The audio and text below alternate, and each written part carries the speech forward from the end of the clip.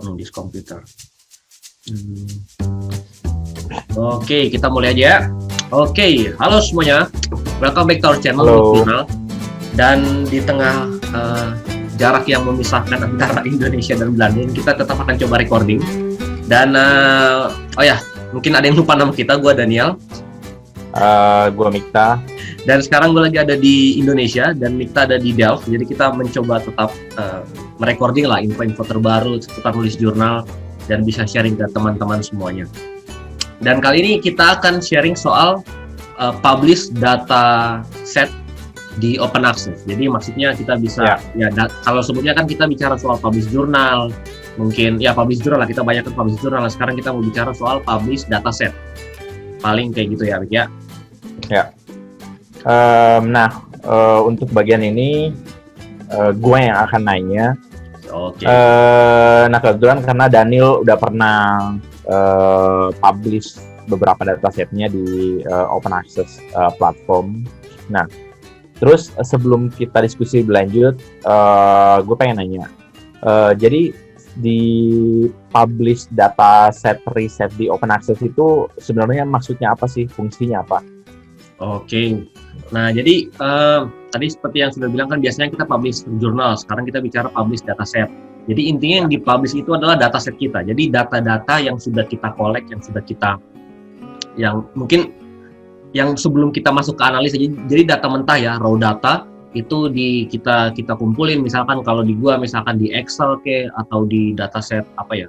Misalkan GIS, misalkan ada datasetnya, atau dulu dataset apa ya, point cloud, misalkan di mana, kayak gitu-gitu. Nah, jadi itu data-data itu sebelum dianalisa, ya mungkin bebas lah kita sudah cleaning dulu atau kita belum cleaning, terserah kita seperti apa. Yang jelas dataset itulah yang kita submit dan kita publish ke jurnal atau ke platform-platform yang ada lah. Jadi datasetnya dulu supaya tadi kan lu sempat tanya tujuannya apa. Nah, yang jelas tujuannya itu supaya yang jelas intinya supaya orang lain itu bisa mengakses data kita. Jadi kayaknya kita sempat singgung soal FAIR ya di video yang mana gitu, open access kali ya. FAIR itu ntar gue baca dulu. FAIR itu findable, accessible, interoperable, and reproducible. Jadi findable maksudnya datasetnya itu bisa ditemukan oleh orang lain. Jadi ya kita publishnya nggak di Google di Google Drive yang kita lock misalkan ya, nggak gitu juga. Jadi bisa ditemukan orang lain, bisa diakses juga sama orang lain, accessible, lalu interoperable. Jadi bisa interoperable, bisa dipakai orang lain lah, bisa dioperate sama orang lain, mungkin orang beda dari kampus lain, mungkin kita punya dosen, anak bimbingan kita mau dapat data ya bisa dipakai lagi, lalu reproducible, jadi bisa direproduce lagi lah sama orang lain. Kurang lebih kayak gitu sih gunanya dan seputar open access.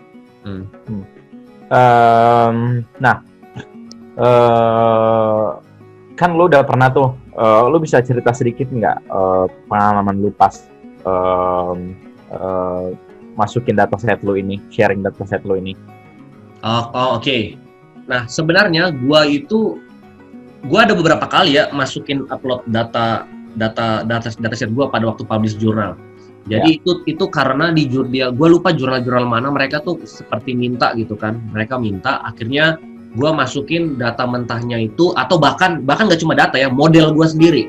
Model gua sendiri itu gua masukin di supplementary material. Jadi sebagai attachment gue masukin extra attachment itu dataset dan juga model yang gue pakai, karena ya intinya karena ya model gue juga nggak terlalu nggak bisa dibuat paten juga ibaratnya kan, jadi udah gue share aja gitu kan ke orang. Jadi gue masukin di jurnal itu di sebagai bagian supplementary material. Nah tapi kemudian ya kalau yang seperti yang lu tahu, kita di Belanda kan sangat didorong ya untuk publish untuk open access ya, untuk open access semuanya di open gitu kan, nggak cuma jurnal tapi dataset juga di open. Nah, jadi ada satu platform lah yang gua kagak tahu itu punya siapa, itu Fortiu, itu kayaknya punyanya Belanda deh, sepertinya itu punya untuk kampus. Itu Belanda, kerja sama antara 4 universitas. Nah, jadi karena didorong seperti itu, adalah platform yang dibuat, gua kagak tahu yang buat siapa ya, pasti 4 kampus ini kan buat, atau pemerintah Belanda, gua kagak tahu dibuat. Jadi setiap mahasiswa yang dari 4 kampus itu mereka wajib. Gua kagak tahu wajib atau enggak ya, tapi sepertinya kesannya sih wajib ya, terutama untuk PhD kita. Untuk PhD itu wajib. Tapi anak bimbingan gue yang kemarin juga master tesis, dia juga seperti memasukkan juga datasetnya dia di repository itu. Nah, jadi ya kita taruhlah kita sebutnya wajib sebagai kita PhD masukin di situ, dan itu sepertinya nggak cuma dari 4 kampus aja, tapi dari kampus-kampus yang lain juga wajib. Bukan wajib, bisa juga memasukkan ke situ. Cuma harus bayar. Cuma karena kita berada di TU Delft, jadi sudah gratis lah. Itu kan sudah bagian dari sistemnya kan. Tapi kalau orang-orang lain sepertinya harus bayar masukin ke situ. Sama seperti lu masukin jurnal. Jadi lu dapat DOI juga dari situ. Jadi orang lain Jadi orang lain yang mau pakai data lu, mereka bisa refer dan mereka bisa cite, ibaratnya bisa cite. Bisa cite di situ. Nah, jadi berarti itu salah satu manfaatnya juga itu ya, citable. Iya, citable. Ya bisa. Gua kagak tahu bisa naikin high index lu atau kagak, gua kagak tahu, yang jelas gua kagak tahu lah gimana, tapi yang jelas seperti itulah. Jadi itu karena tuntutan dari jurnal dan tuntutan dari kampus, akhirnya gua masukin ke Forteo itu. Dan juga itu tadi lewat peer review, walaupun yang peer review itu cuma staffnya aja, jadi dia memastikan apakah sebenarnya cuma peer review. Mungkin gua nggak bisa bilang peer review lah, gua cuma bilang dia cuma ngecek apakah datanya lengkap atau tidak, misalkan informasinya seperti apa, ada deskripsinya mungkin sudah lengkap atau tidak, kemudian apakah ini melink ke jurnal atau ke riset seseorang, ya cuma informasi dasar kayak gitu aja sih. Nah, mau memfollow up yang barusan, kriterianya apa aja? Misalnya yang lu masukin sendiri itu, itu kriterianya apa aja? Datasetnya sehingga bisa ini memenuhi syarat untuk dimasukkan ke open access dataset itu. Sebenarnya pada saat ngeceknya misalnya. Iya. Sebenarnya nggak ada, gue bilang nggak ada kriteria gimana banget ya. Lu bisa masukin, itu tadi gue bilang model lu di situ yang lu pakai, atau coding lu bisa masukin di situ misalnya. Atau dataset lu bisa masukin. Sebenarnya nggak ada kriteria kayak gimana. Cuma di gua yang paling penting itu di dataset gua adalah gua kan ambil itu kan hasil interview orang ya.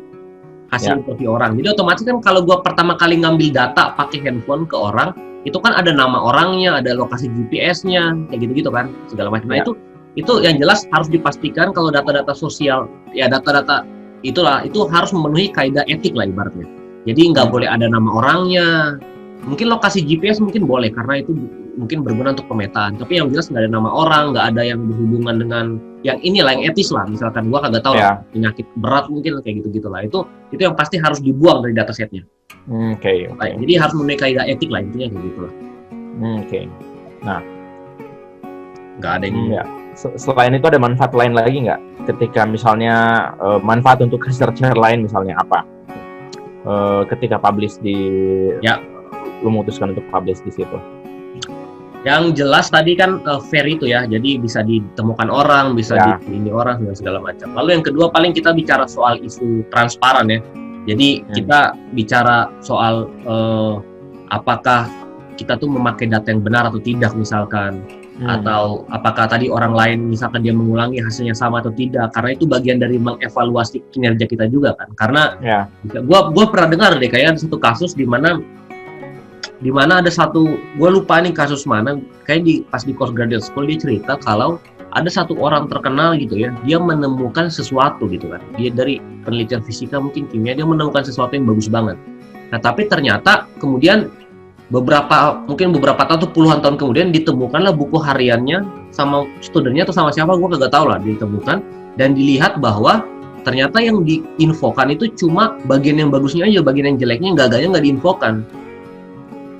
Jadi misalkan dia uji coba 10 uji coba kan, dia 10 uji coba. Kemudian dia 10 uji coba, ternyata yang dipublish itu cuma 1 aja yang berhasil, padahal 9 lagi gagal. Jadi dia dan fakta ini baru ditemukan beberapa tahun kemudian sesudah ada orang yang melihat menemukan laporan lengkapnya lah. Jadi laporan lengkapnya itu mungkin dia tuliskan, mungkin si peneliti ini tulis di labnya, info-infonya di logbook.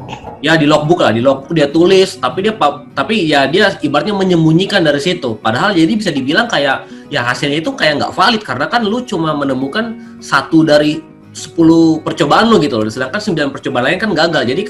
Jadi ya masalah-masalah seperti itulah. Jadi masalah transparansi. Kita kan nggak boleh ibaratnya jangan menyembunyikan hasil yang buruk ibaratnya kayak gitu kan. Jadi jangan setengah-setengah lah. Kita harus 100%, ya 100% kita keluarin data. Jadi itu bagian dari transparansi, bagian dari evaluasi juga kalau orang lain melakukan hal yang sama apakah hasilnya sama atau tidak, atau kita ya jadi lebih kepada masalah apa ya? Ya itu sih apa etis sih menurut gua sih, etis ya, masalah etis. Lalu kemudian hal yang lain juga, lu bisa dengan sharing itu ke orang lu bisa membangun networking juga kan. Kayak misalkan di kasus gua tuh meta analisis kan, gua kan ada meta analisis, jadi gua minta datasetnya orang lain dan ternyata bisa diakses walaupun dia nggak masukin itu di open access karena jurnalnya sudah dipublish beberapa tahun yang lalu, jadi mungkin belum ada istilah seperti sharing dataset seperti ini. Jadi gue bisa kolaborasi dengan mereka, gue buat paper meta analisis dan menemukan hal-hal yang baru. Jadi paling kayak gitu sih. Lalu kemudian apalagi ya? Ya menarik sih yang barusan lu bilang itu. Jadi kayak dengan adanya si dataset ini, open dataset lah ya kita bilangnya, berarti kan itu memungkinkan researcher lain untuk menemukan itu, dan kemudian dengan backgroundnya mereka, metodenya mereka bisa didapatkan sebuah interpretasi yang baru, hasil yang baru, dan ya itu memungkinkan kolaborasi dengan misalnya ketertarikan dengan bidang lain misalnya, kayak gitu misalnya. Justru itu menarik banget sih. Tadi tempat yang itu tadi lu bilang tuh, orang memakai metode yang baru karena di kasus gua kayak gitu. Jadi gua memakai mereka kan sudah pakai data A misalkan, lalu kemudian gue minta data mereka, gue pengen pakai data B. Nah jadi itu menarik banget. Jadi gue bisa langsung, ibaratnya bahkan bila perlu kan gue bisa langsung compare hasil gue dengan menggunakan data B dengan hasil mereka menggunakan data A. Ya. Gitu kan. Jadi kan karena kita sudah tahu hasil A-nya kayak gini lah. Ya itu menarik banget itu. Jadi justru membuka hal yang baru lah, dan menguntungkan sih sebenarnya. Oh ya, gue tambahin satu hal. Itu sebenarnya justru gue sadar ya, hal-hal yang kayak gini justru sebenarnya menguntungkan, bisa dimanfaatin sebenarnya untuk kita researcher misalkan yang kita nggak punya waktu ngambil data misalnya cuy. Ya, salah satunya itu. Iya, misalkan gue kan data gue kuesioner nih misalkan, tapi gue nggak punya waktu ambil data dari mana, misalkan dari India, dari mana, Afrika sebelah mana. Nah, gue nggak punya waktu untuk ambil itu. Jadi gue minta data mereka, kemudian gue olah, kan waktunya singkat tuh, ngolah-ngolah, mungkin pakai meta analisis, mungkin pakai metode yang baru, dapat hasil yang baru. Kan menurut gue sangat menguntungkan sih, sangat membantu lah, terutama kita yang dari low middle income country lah, yang dana risetnya terbatas. Iya. Atau ini juga misalnya kayak ada satu riset penelitian untuk daerah-daerah terpencil yang itu sangat terbatas akses untuk ke sana, kayak barusan lu bilang. Entah itu karena faktor biaya risetnya tinggi atau terbatas, atau karena area itu sangat terisolasi, karena mungkin bencana atau apa. Jadi kan nggak bisa tuh. Sementara udah ada NGO atau apa yang mungkin bisa sharing, bisa diminta bisa mendapatkan itu gitu loh. Ya. Karena gua sendiri sih pernah pakai ya, maksudnya dengan si open dataset ini. Jadi gua pernah pakai satu data iya, jurnal gitu, jurnal awal gue lagi, dan satu conference paper gitu lah. Jadi gue pakai, jadi ada satu dataset dari researcher di Prancis gitu. Terus ya mereka emang riset bagian itulah, tapi mereka kan publish tuh, jadi ini boleh digunakan. Dia bilangnya gitu, silahkan. Tapi terus dia cantumkan kalau mau disitasi itu ada di sini formatnya macam kan. Jadi gue pakai itu karena itu untuk ngetes metode gua. Jadi kan kalau untuk testing metode kan nggak harus langsung pakai Unreal kan. Jadi gua pakai itu dulu dengan yang penting tahu batasan-batasan si datasetnya. Jadi ada beberapa kriteria yang kita nggak bisa compensate kan, karena ya bukan kita yang ngambil di lapangan. Nah itu yang harus jelas juga ketika menggunakan si dataset, open dataset itu. Ya intinya menolong banget lah untuk kita yang nggak punya data gitu kan, yang terbatas dengan itu sangat menolong lah, dan kita menolong orang lain. Dan itu satu jalan juga, maksudnya untuk kolaborasi atau untuk tetap mengeksplor lah bagian itu. Ya benar-benar. Ada lagi nggak yang lain? Kayaknya cuma itu aja sih, jelas. Yang penting ya how-nya udah di ini, lalu kemudian manfaatnya apa kayaknya udah diceritain semua nih. Ada lagi dari lu? Dan udah sih, dan kayaknya menarik untuk di sounding ke terutama teman-teman yang di Indo ya, maksudnya Ya. researcher harusnya sudah mulai aware dengan itu. Ya. Jadi nggak cuman resultnya aja yang dipublish, tapi gimana kita memulai untuk mempublish, men-sharing datasetnya segala macam, jadi bisa cross references atau apalah gitu. Ya, benar. Dan ya, gue kira mungkin di Indonesia belum booming kayak gitu ya. Cuma kita di makanya. ini makanya perlu diceritain sih ke orang-orang di Indo, peneliti dan dosen-dosen, teman-teman PhD yang lain-lain. Dan bahwa itu possible dan scientifically proven gitu loh. Ya, benar. Bisa diterima. Oke lah. Udah aja? Cukup selesai? Cukup kayaknya. Oke lah, kalau gitu kita pengen ngingetin lagi ke teman-teman bahwa kita sudah publish cukup banyak video. Gua kemarin itu kayaknya ada berapa ya? Hampir 30 kayaknya itu video kita di channel kita. Jadi yang jelas topiknya ada banyak ya, dari hal-hal tips and tricks seputar lengkap lah, penulisan intro sampai abstrak sampai conclusion sampai seputar impact factor, how to publish dan segala macam. Jadi teman-teman bisa langsung aja cek channel YouTube kita dan bisa lihatlah hal-hal yang berguna, channel-channel yang mendukung dan yang bisa menambah knowledge teman-teman seputar penulisan dan submit jurnal ilmiah. Paling gitu ya dari kita. Jika teman-teman suka video dan suka channel ini, jangan lupa untuk like, subscribe, lalu share ke orang, lalu komen juga jika ada hal-hal yang pengen ditanyakan, jika ada hal-hal yang pengen dikoreksi dan ditambahkan. Lalu jangan lupa kita punya Instagram, follow kita juga di Instagram untuk mengetahui update-update dan potongan-potongan klip terbaru lah dari kita. Supaya Instagram ada, YouTube juga ada. Jangan lupa juga kontak kita via Gmail. Paling gitu aja kali Mik ya? Ya. Oke, sampai jumpa di kesempatan yang lain dan see you. Bye-bye. Bye.